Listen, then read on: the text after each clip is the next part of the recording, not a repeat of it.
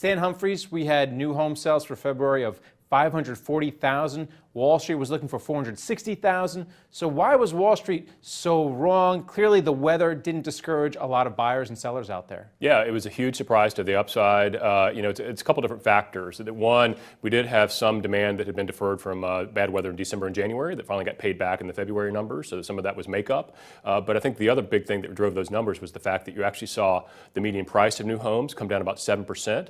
So we were, for much of the recovery, home builders have been building really expensive homes. They've been skewing to the upside to the more affluent people who can get credit. And now they're actually starting to build more affordable homes, and they're seeing their volume numbers come up as a result, which is a good thing because we've got more millennial buyers starting to enter the market, and we need more affordable homes for them. Is March a good month to sell your home? People keep talking about the spring selling season. I think spring is here. Is March a good month? It turns out that we are right in the peak right now. From mid-March to mid-April is nationally the best time to be putting your home up on the market. That the Zillow Talk, the book that Spencer and I wrote, we actually have a whole chapter in there looking at when's the best time to sell your home, because what we found was that you get this advice of you should put your home up for sale in the springtime, and we found springtime to be a maddeningly vague description and a very long, potentially long period of time. So we're like, well, when exactly should you put your home on the market? We actually crunched the data using Zillow's database of homes, and what we found was that nationally the sweet spot is, as I said, mid-March to mid-April, and it's actually it's that timing because that is in between these two peaks in activity that happen.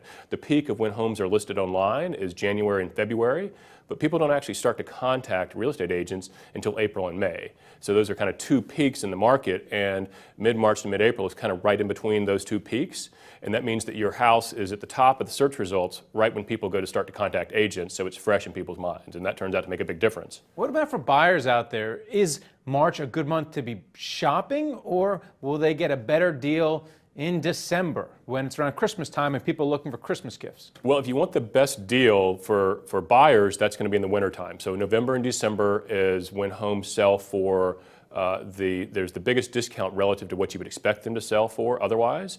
If you sell for sellers listing their homes in late March, early April, their homes are going to sell for 2% more than you would expect otherwise. So that's good for sellers, bad for buyers.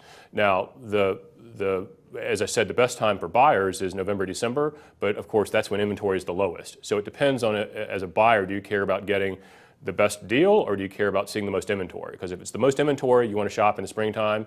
If it's getting the best deal, you can look in the wintertime. And then finally, what about affordability right now? I know every market is different. It's location, location, location.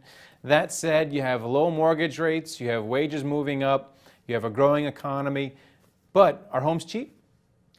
Homes are actually, I guess if you look all in, the home price and the mortgage financing itself, homes are really cheap in America right now relative to historical trends. So right now, just for context, people are spending about 15% of their median household income to buy the median house in America, whereas in the 15 years before the housing boom, so between 1985 and the year 2000, people spent about 22% of their incomes to buy the median house in America. So 15% relative to 22%, homes are really affordable right now. Now, a lot of that affordability is being driven by mortgage rates, not the home prices themselves, because home prices are actually starting to look a little bit expensive.